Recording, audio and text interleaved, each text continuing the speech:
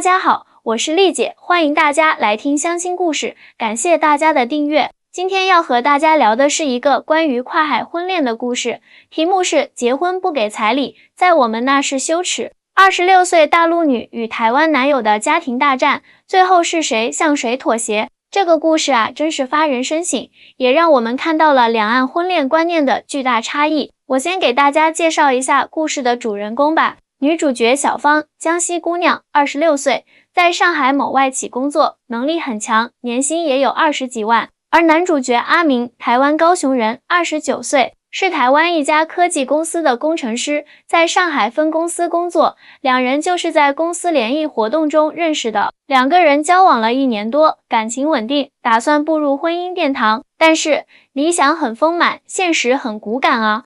婚姻不仅仅是两个人的事情，还牵扯到两个家庭，尤其是在两岸文化差异这么大的情况下，问题就更加复杂了。事情的导火索是彩礼。小芳老家在江西农村，在那边彩礼可是头等大事，少说也得20万起步，好一点的甚至40-50万。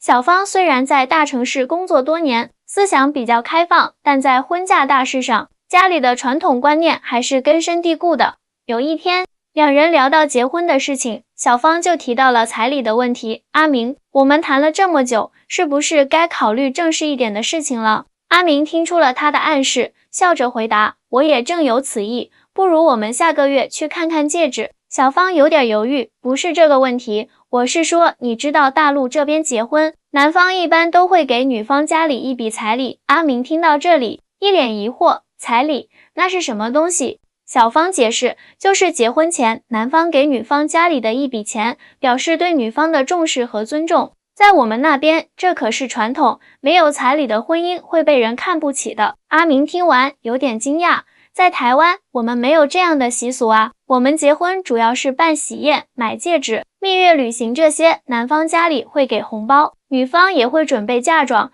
两边都会出一些钱，但没有专门给女方家里一大笔钱的说法。小芳也很意外，真的假的？那你们台湾人结婚都不给彩礼的吗？阿明点点头，是啊，我们那边完全没有这个习惯，我们重视的是两个人组建家庭后的共同生活，一般会一起攒钱买房子、买车子，为将来的生活做准备。就这样，两人第一次正面碰触到了文化差异的问题。小芳其实内心也有点纠结，她在上海生活多年，思想已经比较现代化了，但老家的观念和家人的期望又让她难以完全摆脱传统的束缚。小芳试探性地问，那如果我家里要彩礼，你能接受吗？阿明皱了皱眉头，老实说，我觉得这有点奇怪，我们相爱是因为欣赏对方的品格和能力，怎么还要用钱来衡量呢？这不是把婚姻变成了一种交易吗？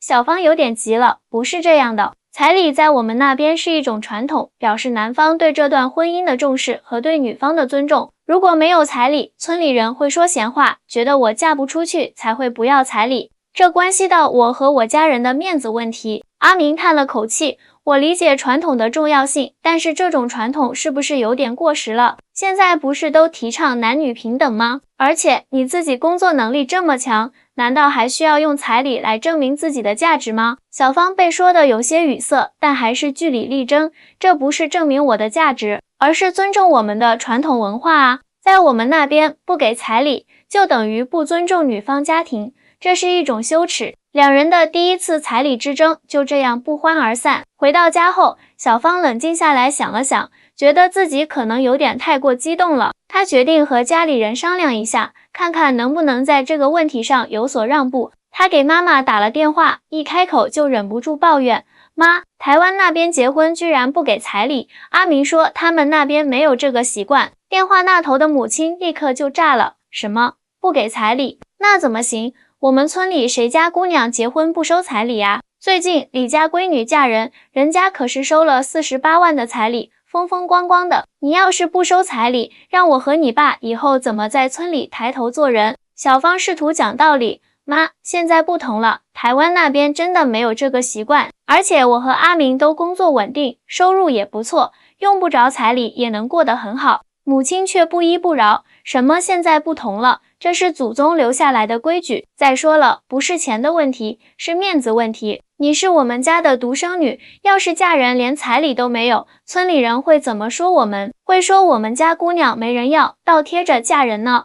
小芳感到很无奈，妈，您别这么想。阿明家条件很好，他自己也很优秀，我们是真心相爱的。母亲冷哼一声，什么条件好不好的？台湾人能有多少钱？我听说台湾那个岛又穷又小，哪里比得上我们大陆发展的快？小芳哭笑不得，妈，您这观念也太落后了。台湾的经济发展水平很高的，人均 GDP 比大陆还高呢。阿明家在高雄有2套房产，条件真的不差，但母亲根本听不进去。反正我告诉你，没有彩礼，这婚我和你爸是不会同意的。最起码也得20万起步，否则我们老两口在村里没法做人。挂了电话，小芳感到无比头疼。她明白家人的想法，但又不想因为这个问题和阿明产生隔阂。两边都是她爱的人，她真的不知道该如何是好。与此同时，阿明也把这件事告诉了自己的父母。他通过视频电话向家里人提起了彩礼的事情。爸妈，大陆这边结婚好像要给女方家里一笔钱，叫做彩礼。阿明有点不好意思地说。他爸爸一脸不解，彩礼，这是什么古代陋习吗？现在还有这种事情？阿明的妈妈则显得更加担忧，要给多少钱啊？小明，你不要被骗了。现在有些大陆女孩就是看上咱们台湾男生有钱，想骗钱的。阿明连忙解释，妈，小芳不是那种人，她自己工作能力很强，收入也不低。这个彩礼是他们那边的传统习俗，就像我们这边结婚要选吉日，要摆喜宴一样，是一种文化传统。爸爸还是不能理解，什么传统不传统的，这不就是变相卖女儿吗？我们台湾早就没这种落后的东西了。再说了，你们年轻人结婚，我们做父母的还要给你们准备房子，准备创业资金，哪有多余的钱给女方家里啊？阿明苦笑，爸，不是您想的那样。在大陆一些地区，特别是农村，这确实是很普遍的习俗。如果不遵守，女方在当地会很没面子，被人看不起。妈妈插嘴，那你是说我们要掏钱给人家才能娶到他们家闺女？这不是明摆着讹人吗？阿明感到很为难。妈，您别这么说，小芳真的很优秀，我们是真心相爱的。这个彩礼问题确实挺复杂的，我也在思考怎么解决。爸爸态度坚决，我告诉你，这个钱坚决不能给，给了这次，以后还不知道会有什么要求呢。现在年轻人结婚已经很不容易了，要买房子，要养孩子，每一分钱都要精打细算。你如果现在就被女方家里这样牵着鼻子走，以后的日子怎么过？阿明没有再说什么，但心里已经开始思考解决方案了。他知道这不仅仅是钱的问题，更是两种文化碰撞的问题。接下来的几天，小芳和阿明都各自冷静了一下，然后约出来好好谈了一次。阿明首先开口，小芳，我想了很多，我尊重你们的传统，但我真的很难接受彩礼这个概念。在我看来，婚姻是2个人的结合，不应该涉及金钱交易。小芳点点头，我理解你的想法。其实我个人也不太在乎彩礼，但我们老家那边真的很看重这个。如果没有彩礼，我爸妈在村里会抬不起头来，被人说闲话。阿明思考了一下，那我们能不能找个折中的办法？比如不叫彩礼，而是我送一些礼物给你父母，表示我的心意。小芳摇摇头，恐怕不行。在我们那边，彩礼是明码实价的，要放在红包里给家里人的。礼物再贵重，也代替不了彩礼的象征意义。两人陷入了沉默。过了一会儿，阿明又说，那如果我给你父母一些钱，但不叫彩礼，就当是我对他们的尊重和感谢，这样行吗？小芳叹了口气，问题是我妈已经在村里到处宣扬我要结婚的事情了，如果没有彩礼，她真的没法交代。阿明有点急了，那你妈要多少钱才满意啊？小芳犹豫了一下，她说至少要20万。阿明睁大了眼睛，20万，这也太多了吧，我们还要买房子，养孩子呢。小芳也很无奈，我知道这对你来说很难理解，其实在我们老家20万已经算是很低的了，有些家庭甚至要求40-50万的彩礼，加上房子、车子等要求。听到这里，阿明更加震惊了，这简直是天文数字啊！在台湾，我们结婚主要花钱在喜宴、蜜月、旅行和新房装修上，父母双方会给一些红包作为新婚礼物，但没有专门给女方家里一大笔钱的做法。小芳好奇地问，那在台湾，男女双方结婚大概各自要花多少钱？阿明想了想，一般来说，办一场像样的婚礼大概需要20-30万新台币，然后两家会一起出钱，男方家里可能会多出一些，但也是用在婚礼和新房上，不会直接给女方家里。小芳恍然大悟，原来台湾和大陆的婚俗差别这么大啊，难怪我们会有这么多误会。阿明点点头，是啊，跨文化的恋爱真的不容易，但我相信，只要我们足够爱对方，总能找到解决方案的。两人继续深入交流，小芳详细解释了大陆农村彩礼的文化背景和意义。她说，在农村地区，彩礼不仅是一种传统习俗，更是一个家庭社会地位的象征。如果一个女孩结婚没有收到彩礼，村里人会认为这个女孩不受重视，家里也会因此丢面子。阿明虽然还是不能完全理解这种习俗，但他开始明白这对小芳家人的重要性。他说，我尊重你们的传统，但我也希望你能理解我的处境。在台湾，我们没有彩礼的概念，我父母也无法接受这种做法。小芳也在认真思考两人的未来，我们以后是打算在上海定居，还是去台湾生活？阿明回答，我倾向于留在上海发展，毕竟这里机会更多。当然，如果你愿意，我们也可以考虑去台湾生活一段时间。小芳点点头，如果我们决定在上海生活，那么婚后和我父母的联系会更紧密，这也是我担心彩礼问题的原因之一。阿明理解地说，我明白了，那我们一起想想，如何既能尊重你家人的传统，又不违背我的原则。两人深入讨论后，决定各自再和家人好好沟通一下，看能否达成一些妥协。小芳回到家后，又给父母打了电话，这次她做了充分准备，详细解释了台湾的婚俗习惯。妈，您听我说，台湾那边结婚真的没有彩礼这个说法，他们重视的是两个人一起置办新房，举办婚礼。阿明家在高雄是有房有车的，条件真的很不错。母亲还是不太理解什么没有彩礼的说法，那他们结婚干啥呢？难道女方就白白嫁过去了？小芳耐心解释，不是的，妈，在台湾结婚时，男方家庭会准备聘金，也就是给新人的红包，女方家庭则准备嫁妆，两家人都会出钱，但主要是用在新人身上，不是给女方父母的。听到这里，母亲稍微冷静了一点，那他们台湾人结婚到底讲究啥呀？小芳把自己了解到的台湾婚俗一一道来。台湾那边结婚非常重视仪式感，他们有文定仪式，就是正式订婚，有迎娶仪式，新郎带着亲友去接新娘，还有闹洞房、回门等习俗，其实和我们这边差不多。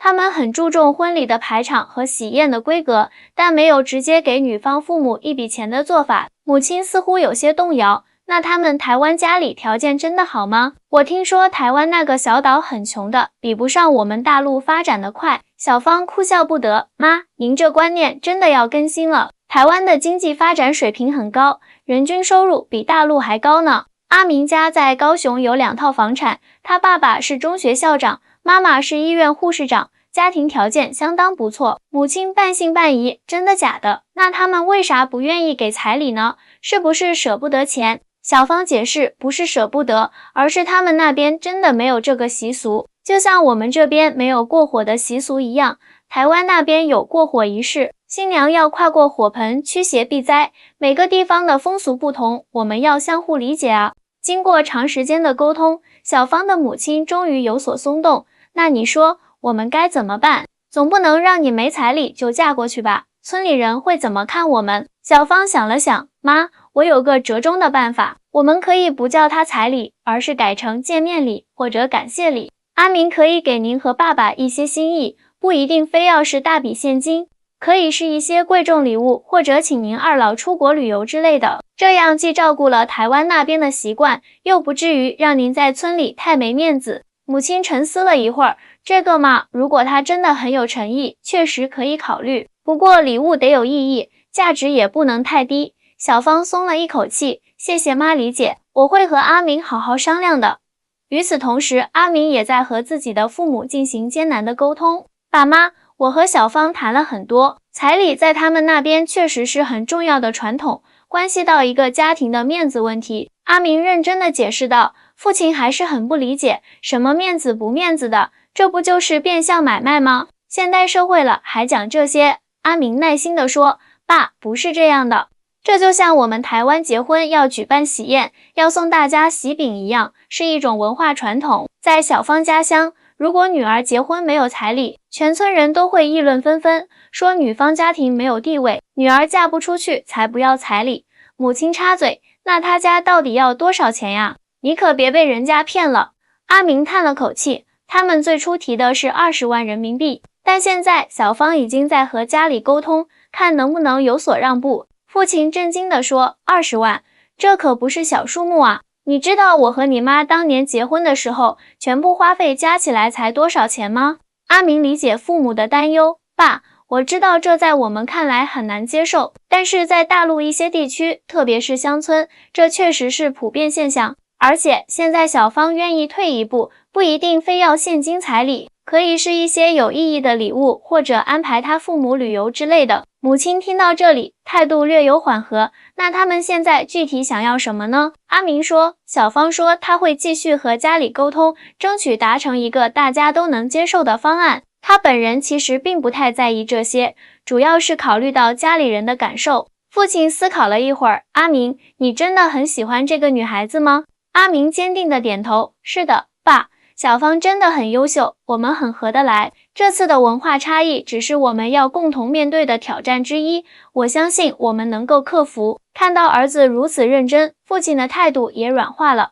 既然如此，那我们也不能太固执，毕竟现在是两岸交流的时代，文化差异是在所难免的。不过，我还是建议你们好好谈谈，找到一个两边都能接受的方案。母亲也点头表示同意。是啊，既要尊重人家的传统，也要考虑到我们的实际情况。毕竟你们结婚后还要买房子、养孩子，每一分钱都要用在刀刃上。阿明感激地看着父母，谢谢爸妈理解，我会和小芳一起想办法解决这个问题的。几天后，小芳和阿明再次见面，交流了各自与家人沟通的结果。小芳先开口，我和我妈谈了很久，她现在稍微能理解一些了。她说，如果实在没有彩礼，可以改成见面礼或者感谢礼，不一定非要是大笔现金。阿明松了一口气，太好了，我爸妈的态度也有所软化，他们说可以考虑准备一些有意义的礼物，表达对你父母的尊重。小芳笑了，看来我们都迈出了第一步，那么具体应该怎么安排呢？两人认真商量后，制定了一个折中的方案。阿明会准备一个红包，里面放88888元，象征吉利。同时，他会送给小芳父母一些贵重礼物，如高档手表、珠宝等。此外，他还承诺在婚后带小芳父母去台湾旅游，感受台湾的风土人情。这个方案既照顾了大陆的彩礼传统，又不至于让阿明家里感到太过离谱。接下来的问题是如何向双方家长解释这个方案。小芳再次给母亲打电话，详细说明了这个计划。妈，我和阿明商量好了，他会准备88888的红包，象征吉利。另外还会送您和爸爸高档礼物，比如名表、金饰之类的。婚后他还会安排您二老去台湾旅游，亲自带您们游览宝岛风光，这样既有面子又有实际的礼遇，您看行吗？母亲沉默了一会儿，88000确实比我们预期的少了不少，不过听你这么一说，加上礼物和旅游，好像也不算太亏。只是村里人要问起来，该怎么说呢？小芳灵机一动，您可以说我们走的是台湾那边的习俗，都是按照台湾方式办的婚礼，这样反而显得很洋气，村里人肯定会羡慕的。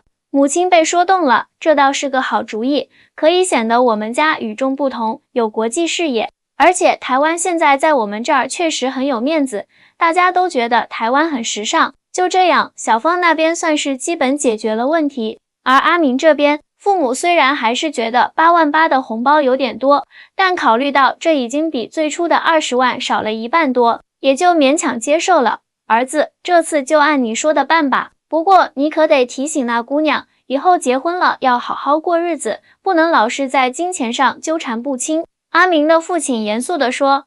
阿明连忙保证，爸，您放心，小芳真的不是那种物质的女孩，这次主要是考虑到家里人的面子问题，我们以后一定会好好生活的。母亲也叮嘱道，你们年轻人结婚不容易，每一分钱都要精打细算。既然决定好了，我和你爸就支持你们，希望你们以后能相互理解，共同面对生活中的挑战。阿明感动的点点头，谢谢爸妈理解和支持。就这样，经过一番波折，小芳和阿明终于在彩礼问题上达成了共识。他们约定，等双方父母见面时，再把这个方案正式提出来，争取得到长辈们的祝福。2个月后，阿明的父母专程从台湾飞到上海，然后和小芳一家人一起去了江西老家。两家人第一次见面，虽然有些语言和文化上的差异，但都带着善意和包容，气氛还算融洽。在正式的见面宴上，阿明按照约定，恭敬地给小芳父母递上了红包和精心准备的礼物。小芳的父母虽然心里还有些遗憾，彩礼没有达到预期，但看到阿明家人的诚意，也就不再纠结了。村里人看到小芳家办得如此隆重，台湾亲家还特意赶来，都纷纷称赞小芳嫁得好，羡慕不已。小芳母亲趁机向邻居们介绍，我们这次是按照台湾的习俗办的，那边讲究的不一样。这一说法果然很给面子，村里人都认为小芳家真是有国际视野，与众不同。宴席上，阿明的父亲举杯致辞，感谢各位的热情接待。虽然我们来自不同的地方，有着不同的习俗，但我相信爱情和亲情是没有地域界限的。希望我们两家以后能多多交流，共同见证小芳和阿明幸福美满的生活。小芳的父亲也站起来表态，虽然隔着一海，但两岸一家亲。今天很高兴能和台湾亲家相聚，希望2个孩子珍惜这份缘分，好好过日子。我和他们妈妈会尽力支持他们的。酒过3巡，两家人渐渐熟络起来，话题也从最初的客套逐渐变得真诚。阿明的母亲和小芳妈妈交流育儿经验，阿明的父亲和小芳爸爸讨论种菜技巧，场面温馨而和谐。婚宴过后，小芳和阿明坐在老家的院子里，回顾这段波折的经历。真没想到，我们的婚姻差点因为彩礼问题搁浅。小芳感慨道。阿明握住她的手，但我们最终还是找到了解决方案。这也证明了，只要我们足够爱对方，就没有克服不了的困难。小芳点点头，是啊，跨文化的婚姻确实不容易，但正是这些差异，让我们的生活更加丰富多彩。阿明笑着说，以后我们还会面临更多挑战，比如孩子教育、生活习惯等等。但我相信，只要我们像这次一样，愿意相互理解、相互包容，就没有过不去的坎。小芳靠在阿明肩上，婚姻本就是一场修行，何况是两岸婚姻，但正因如此，才更值得我们珍惜。两人相视一笑，眼中满是对未来的期待和信心。感谢大家收听今天的故事，我是丽姐，我们下期再见。